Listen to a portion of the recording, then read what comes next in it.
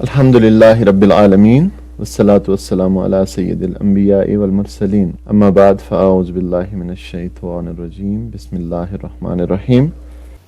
محترم سامعین اکرام، السلام علیکم ورحمۃ اللہ وبرکاتہ۔ ہمارے آج کی فہم قرآن کلاس کا موضوع ہے اللہ کے نازل کردہ قوانین کے مطابق فیصلے نہ کرنے والے قرآن حکیم کی روشنی میں۔ سورہ مائدہ کی 3 آیات کے آخری حصے آپ کے سامنے ہیں، 44، 45 اور 47 کے۔ فرمایا گیا وَمَن لَمْ يَحْكُمْ بِمَا أَنزَلَ اللَّهُ، اور جو فیصلہ نہ کرے ساتھ اس کے جو اللہ نے نازل کیا ہے، فَأُولَئِكَ هُمُ الْكَافِرُونَ، تو ایسے ہی لوگ کافر ہیں، یعنی جو لوگ اللہ کے نازل کردہ احکامات و قوانین کے مطابق فیصلہ نہ کرے وہی کافر ہیں۔ آیت نمبر 45 میں فرمایا گیا وَمَن لَمْ يَحْكُمْ بِمَا أَنزَلَ اللَّهُ فَأُولَئِكَ هُمُ الظَّالِمُونَ، کہ جو لوگ اللہ کے نازل کردہ قانون کے مطابق فیصلہ نہ کریں وہی ظالم ہیں۔ اور آیت نمبر 47 میں فرمایا گیا وَمَن لَمْ يَحْكُمْ بِمَا أَنزَلَ اللَّهُ فَأُولَئِكَ هُمُ الْفَاسِقُونَ، جو لوگ اللہ کے نازل کردہ قانون کے مطابق فیصلہ نہ کریں وہی فاسق ہیں۔ تو دیکھیے، پہلی آیت میں بتایا گیا ہے کہ کتاب اللہ کے مطابق فیصلہ نہ کرنا، یعنی اللہ کے نازل کردہ احکامات و قوانین ان کے مطابق فیصلہ نہ کرنا کافروں کا کام ہوتا ہے، مسلمانوں کا نہیں۔ یعنی جو لوگ اللہ کے نازل کیے ہوئے احکامات کو، قوانین کو واجب اور صحیح نہیں سمجھتے اور ان پر فیصلہ نہیں کرتے بلکہ ان کے خلاف فیصلے کرتے ہیں، وہ کافر و منکر ہیں۔ دوسری اور تیسری آیت میں فرمایا گیا کہ ظالم ہیں اور فاسق ہیں، یعنی اگر قرآن حدیث کا انکار تو نہیں کرتا مگر اس کے خلاف فیصلہ کرتا ہے تو ظالم ہے۔ ایک قانون اللہ کا ہے اور ایک قانون انسانوں کا ہے۔ اگر کسی نے اللہ کے قانون کے ساتھ ساتھ کسی اور قانون کو بھی مان لیا یا اللہ کے قانون کے مقابلے میں کسی اور قانون کو ترجیح دی تو یہ شرک ہے، اور شرک ظلم عظیم ہے، ان الشرک لظلم عظیم۔ اور فاسق یعنی نافرمان اور سرکش ہیں۔ عام طور پر فاسق کا لفظ اس شخص کے لیے استعمال ہوتا ہے جو احکام شریعت کا التزام اور اقرار کرے، یعنی تسلیم کرے کہ صحیح ہے، لیکن اس کے بعد اس کے تمام یا بعض احکامات کی خلاف ورزی کرے۔ تو دیکھیں، ان آیات کا صاف مطلب ہے کہ جو انسان اللہ کے حکم اور اس کے نازل کردہ احکامات اور قوانین کو چھوڑ کر اپنے یا دوسرے انسانوں کے بنائے ہوئے قوانین پر فیصلہ کرتا ہے، وہ دراصل 3 بڑے جرائم کا ارتکاب کرتا ہے۔ پہلی بات یہ کہ اس کا یہ فعل حکم خداوندی کے انکار کا ہم معنی ہے اور یہ کفر ہے۔ دوسرے، اس کا یہ فعل عدل و انصاف کے خلاف ہے، کیونکہ ٹھیک عدل کے مطابق جو حکم ہو سکتا تھا وہ تو اللہ نے دیا تھا، اور جب اس نے اللہ کے حکم سے ہٹ کر فیصلہ کیا تو ظلم کیا، ظاہر ہے کسی کا حق مارا۔ اور تیسری بات یہ کہ بندہ ہونے کے باوجود جب اس نے اپنے مالک کے قانون سے منحرف ہو کر اپنا یا کسی دوسرے کا قانون نافذ کیا تو اس نے بندگی اور اطاعت کے دائرے سے باہر قدم نکالا، اور یہی فسق ہے، نافرمانی ہے۔ کیونکہ ہم لا الہ الا اللہ محمد رسول اللہ میں یہ عہد کرتے ہیں گویا اللہ سے کہ ہم اللہ کی بندگی کریں گے اور رسول صلی اللہ علیہ وسلم کی اطاعت کریں گے۔ اب جب اس سے باہر قدم نکالا تو فسق ہو گیا، نافرمانی ہوگی۔ اب کچھ اور چیزیں اس میں دیکھ لیں۔ جو شخص اللہ کے حکم کے خلاف اس بنا پر فیصلہ کرتا ہے کہ وہ اللہ کے حکم کو غلط اور اپنے یا کسی دوسرے انسان کے حکم کو صحیح سمجھتا ہے تو وہ مکمل کافر ہے، ظالم ہے اور فاسق ہے۔ جو عقیدے میں اللہ کے حکم کو صحیح سمجھتا ہے مگر عملاً اس کے خلاف فیصلہ کرتا ہے تو وہ اپنے ایمان کو کفر سے، ظلم سے اور فسق سے مخلوط کر رہا ہے، مکس کر رہا ہے۔ اور اسی طرح جس نے تمام معاملات میں اللہ کے احکامات سے انحراف اختیار کیا تو وہ تمام معاملات میں کافر، ظالم اور فاسق ہے۔ اور جو بعض معاملات میں اللہ کا اطاعت گزار ہے اور بعض میں منحرف ہے، اس کی زندگی میں ایمان و اسلام اور کفر اور ظلم و فسق کی آمیزش ٹھیک اسی تناسب کے ساتھ ہے جس تناسب کے ساتھ اس نے اطاعت اور انحراف کو ملا رکھا ہے۔ تو یہ ثابت ہوا کہ اللہ کے نازل کردہ قوانین و احکامات محض آپشنل یعنی اختیاری سفارشات نہیں ہیں کہ جی چاہے تو کر لیں، جی چاہے تو نہ کریں، اور اس کے بعد کوئی پوچھنے والا نہیں، بلکہ انہی پر ہمارے ایمان اور اسلام کا فیصلہ ہونا ہے۔ یہ گویا کسوٹی ہیں اس کے پرکھنے کی۔ اور کوئی ایسی اتھارٹی نہیں ہے جو اس کی مجاز ہو کہ جو ان میں رد و بدل کر سکے۔ اور اپنی زندگی کے معاملات میں ہر وقت دوسروں کی بات کے مقابلے میں اللہ اور رسول صلی اللہ علیہ وسلم کی بات کو رد کرتے رہنا نہ ایمان ہے نہ اسلام، بلکہ اس کا نام منافقت ہے، یہ کفر ہے، یہ ظلم ہے اور یہ فسق ہے۔ تو ثابت ہوا کہ اللہ کے نازل کردہ قوانین و احکامات کے خلاف حکم دینا بعض صورتوں میں کفر ہے، جبکہ عقیدے میں بھی اس کو حق نہ سمجھا جائے، اور بعض صورتوں میں ظلم اور فسق ہے، جبکہ عقیدے کی روح سے تو ان احکامات کو حق مانتا ہو مگر عملاً اس کے خلاف کرتا ہو۔ تو ایمان کا، اسلام کا اور اللہ سے کیے ہوئے عہد کا تقاضا یہ ہے کہ اللہ اور اللہ کے رسول کے حکم کی طرف آیا جائے، اور کسی چھوٹے یا بڑے، اہم یا غیر اہم معاملہ میں اللہ کی کتاب اور رسول صلی اللہ علیہ وسلم کی سنت کے سوا کوئی حکم نہ لیا جائے۔ اور پھر سورہ مائدہ ہی کی 48 نمبر آیت میں، یعنی اگلی آیت میں ہمیں یہ ملتا ہے وَأَنزَلْنَا إِلَيْكَ الْكِتَابَ بِالْحَقِّ کہ اے نبی صلی اللہ علیہ وسلم، ہم نے آپ کی طرف یہ کتاب حق کے ساتھ نازل کی ہے، مصدقاً لما بین یدیہ من الکتاب، اور الکتاب میں سے جو کچھ پہلے موجود تھا، یعنی جو کچھ پہلے سے موجود تھا اس کے آگے موجود ہے، مصدقاً اس کی تصدیق کرنے والی ہے، ومہیمناً علیہ اور اس کی محافظ ہے، فاحکم بینہم بما انزل اللہ، اس پہ غور کیجئے گا۔ تو اللہ کے نبی صلی اللہ علیہ وسلم کو حکم دیا جا رہا ہے کہ آپ اللہ کے نازل کردہ قوانین کے مطابق لوگوں کے معاملات کا فیصلہ کیجئے، فاحکم بینہم بما انزل اللہ، یعنی لوگوں میں فیصلہ کیجئے ساتھ اس کے جو اللہ نے نازل کیا ہے، ولا تتبع اہواءہم اما جاءک من الحق، اور جو حق آپ کے پاس آیا ہے اس سے منہ موڑ کے ان کی خواہشات کی پیروی نہ کیجیے۔ تو گویا نبی صلی اللہ علیہ وسلم کو حکم دیا گیا، اور انڈائریکٹلی بالواسطہ طور پہ ہمیں حکم دیا گیا کہ آپ جو اللہ نے نازل کیا ہے اب، یعنی قرآن میں جو چیز نازل کی گئی ہے، جو احکامات، جو قوانین نازل کیے گئے ہیں، ان کے مطابق لوگوں کے معاملات کا فیصلہ کیجیے۔ تو ہم نے چونکہ نبی صلی اللہ علیہ وسلم کی اتباع کرنی ہے، تو گویا ہم نے بھی اپنی زندگی کے معاملات میں اللہ کے اسی نازل کردہ قانون کے مطابق لوگوں کے معاملات کا اور اپنی زندگی کے معاملات کا فیصلہ کرنا ہے، کیونکہ اسی میں نبی صلی اللہ علیہ وسلم کی اتباع ہے اور اطاعت ہے۔ اور اللہ کے رسول صلی اللہ علیہ وسلم کے فیصلوں کو برضا و رغبت تسلیم کرنا ایمان کی کسوٹی ہے۔ سورہ نساء میں فرمایا گیا فلا وربک، نہیں اے محمد صلی اللہ علیہ وسلم، آپ کے رب کی قسم، لا یؤمنون حتی یحکموک فیما شجر بینہم، یہ کبھی مومن، لا یؤمنون، یہ کبھی مومن نہیں ہو سکتے، حتی یحکموک، یہاں تک کہ آپ کو فیصلہ کرنے والا نہ مان لیں، فیما شجر بینہم، جو اختلافات ان کے درمیان ہوں ان میں۔ یعنی دیکھیں نبی صلی اللہ علیہ وسلم ان سے فرمایا گیا کہ تمہارے رب کی قسم، اے محمد صلی اللہ علیہ وسلم، آپ کے رب کی قسم، یہ کبھی مومن نہیں ہو سکتے، یعنی کوئی شخص کبھی مومن نہیں ہو سکتا جب تک کہ اپنے باہمی اختلافات میں رسول صلی اللہ علیہ وسلم کو فیصلہ کرنے والا نہ مان لے۔ اور صرف یہی نہیں، ثم لا یجدوا فی انفسہم حرجا مما قضیت، کہ پھر اے نبی صلی اللہ علیہ وسلم آپ جو فیصلہ کریں اس میں یہ اپنے نفس میں، یعنی اپنے دلوں میں حرج، یعنی کوئی تنگی بھی محسوس نہ کریں، وَيُسَلِّمُوا تَسْلِيمًا، بلکہ سر بسر اس کو تسلیم کر لیں۔ تین باتیں یہاں کہیں گی۔ کوئی شخص اس وقت تک مومن نہیں ہو سکتا جب تک کہ وہ اپنے باہمی اختلافات میں رسول صلی اللہ علیہ وسلم کو فیصلہ کرنے والا نہ مان لے، اور پھر جو فیصلہ رسول صلی اللہ علیہ وسلم کی طرف سے آئے اس پر اپنے دل میں کوئی تنگی بھی محسوس نہ کرے، بلکہ بخوشی، برضا و رغبت سر بسر اس کو تسلیم کر لے۔ اور دیکھیں سورہ احزاب کی آیت ہے وَمَا كَانَ لِمُؤْمِنٍ وَلَا مُؤْمِنَةٍ إِذَا قَضَى اللَّهُ وَرَسُولُهُ امرا ان یکون لہم الخیرۃ من امرہم، کسی مومن مرد اور کسی مومن عورت کو، مؤمن ولا مؤمنۃ،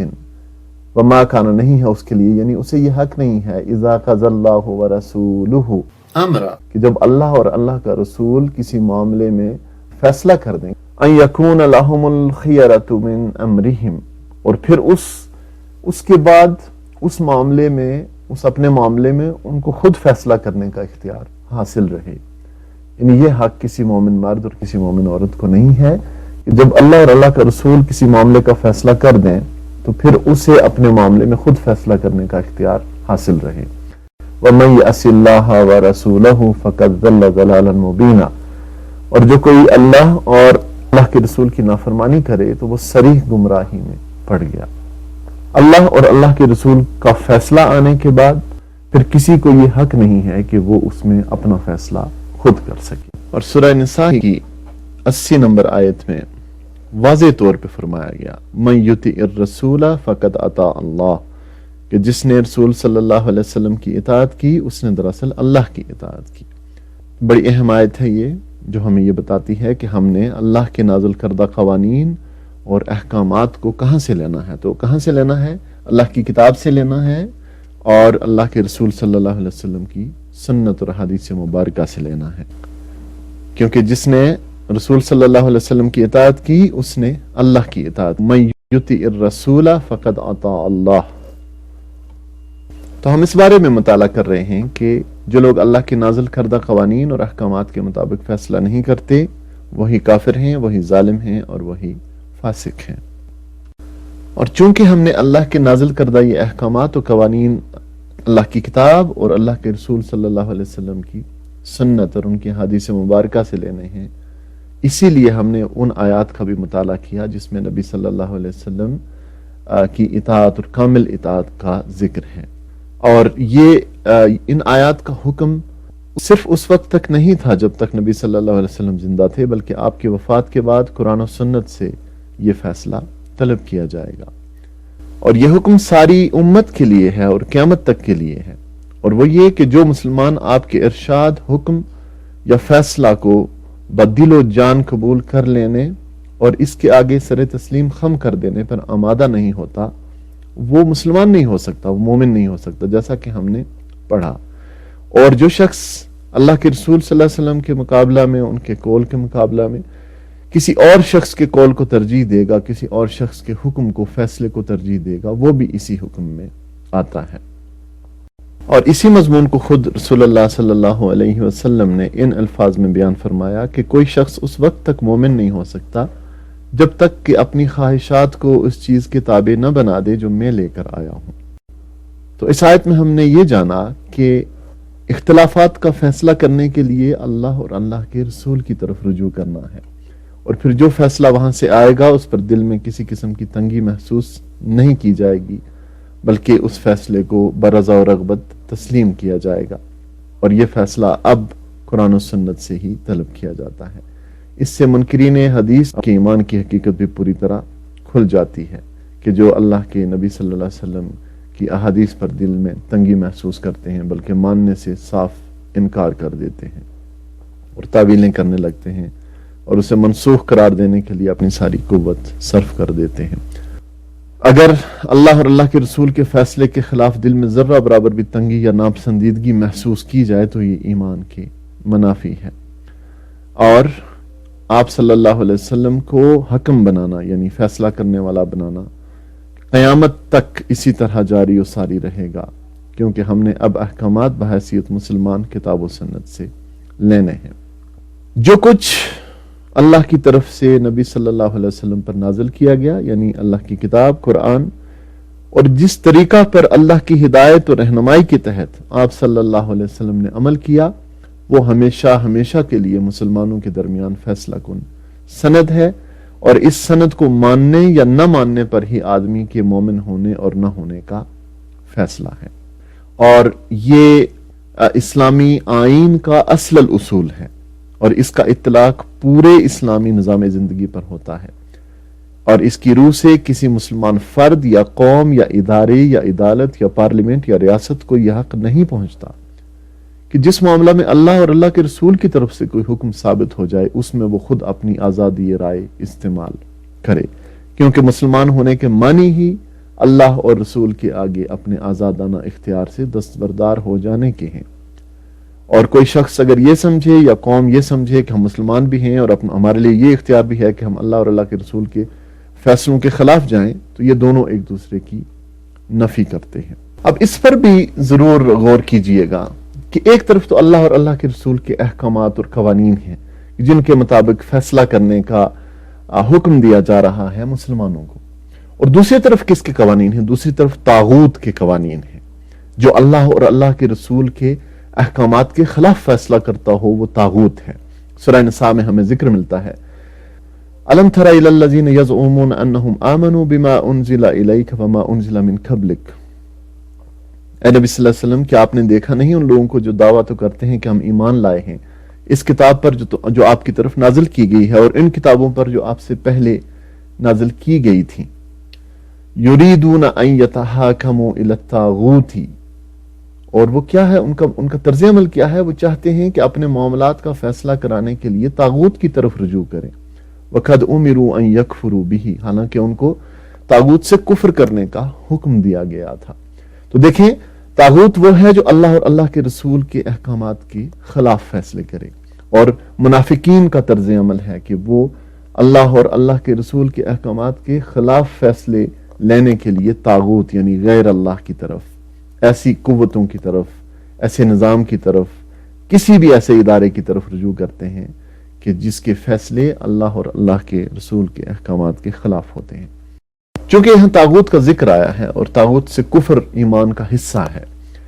اسی لیے ہمیں جاننا ہے کہ طاغوت سے مراد کیا ہے۔ تو واضح ہوا کہ طاغوت سے مراد قرآن و حدیث کے سوا کی ہر چیز، ہر شخص ہے، ہر فرد، عدالت، ادارہ یا نظام ہے جو اللہ کے حکم کے مقابلے میں اپنا حکم لوگوں پر مسلط کرنا چاہتا ہو،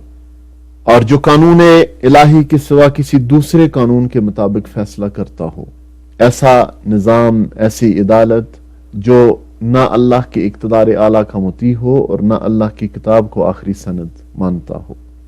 وہ طاغوت کی حیثیت رکھتی ہے، اور ان کے پاس، طاغوت کے پاس اپنے معاملات فیصلہ کے لیے لے جانا ایمان کے منافی ہے، چونکہ قرآن حکیم کی روح سے اللہ پر ایمان اور طاغوت سے کفر دونوں لازم و ملزوم ہیں۔ اللہ اور طاغوت دونوں کے آگے بیک وقت جھکنا عین منافقت ہے۔ اب آخری بات ہم اس بارے میں کرتے ہیں کہ افسوس کی بات ہے کہ ہم انفرادی طور پر تو مسلمان ہیں لیکن ہمارے اجتماعی نظام کافرانہ ہے، اور افسوس کہ اس وقت اکثر مسلمان ملکوں کی عدالتوں میں قرآن و سنت کا نظام عدل نافذ ہی نہیں ہے بلکہ کفار کے بنائے ہوئے قوانین نافذ ہیں، اور جب تک قرآن و سنت کا کوئی متبع حکمران کفار کے اس نظام کو بزور بازو نکال باہر نہیں کرتا اس وقت تک فیصلوں میں قرآن و سنت کی رسائی مشکل ہے۔ اور اب اس میں ان لوگوں کے لیے بھی ایک لمحہ فکریہ ہے، ہمارے ہاں ہیں نا بعض لوگ جو یہ کہتے ہیں کہ اسلام تو بس چند عبادات تک محدود ہے، اور اسلام کا سیاست سے اور حکومت سے اور انتظام سے اور انصرام سے اور عدالتوں سے اور اس سے کیا لینا دینا۔ تو آپ دیکھیں یہاں یہ بالکل واضح ہے کہ اسلام محض چند عبادات کا مجموعہ نہیں ہے بلکہ کلی زندگی پر اسلام کا نظام نافذ کرنا ہی اسلام کا عین مطلوب و مقصود ہے۔ اور ایسے مسلمان جو یہ کہتے ہوں کہ اسلام بس خانقاہوں تک محدود رہے اور ریاست کے انتظام و انصرام سے اس کا کچھ لینا دینا نہ ہو، ایسے ہی لوگ دشمنوں کو، اسلام کے دشمنوں کو مطلوب ہیں۔ وہ علامہ اقبال نے کہا تھا نا کہ ملا کو جو ہے ہند میں سجدے کی اجازت، ناداں یہ سمجھتا ہے کہ اسلام ہے آزاد۔ اگر اسلام محض چند رسوم و رواج اور عبادات کا مجموعہ ہے تو پھر یہ قصاص کے قوانین، وراثت کے قوانین اور آئلی احکامات، معاشرت اور سیاست اور جنگ کے قوانین آخر کہاں نافذ ہوں گے؟ اسلام اصل میں